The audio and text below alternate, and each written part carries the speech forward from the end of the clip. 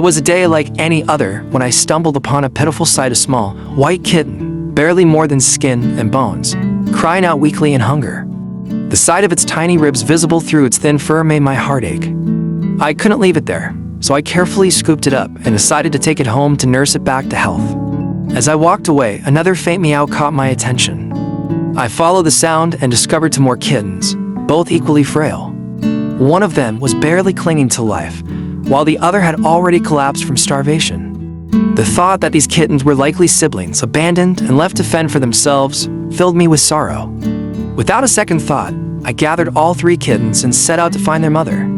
After some searching, I found her a weary, malnourished cat, clearly struggling to survive. She had been trying her best to care for her babies, but her own condition made it impossible.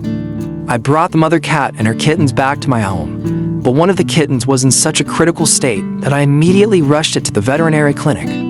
There, it received the necessary fluids and nutritional supplements to stabilize its fragile body. Bit by bit, the little kitten began to recover.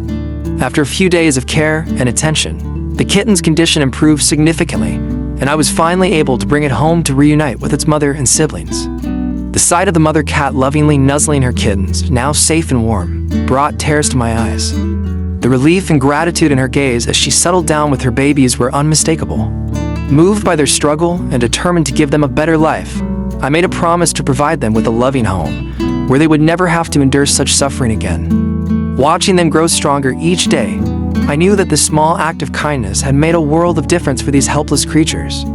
Their journey had touched my heart deeply, and I was filled with a sense of fulfillment, knowing that they were finally safe and loved.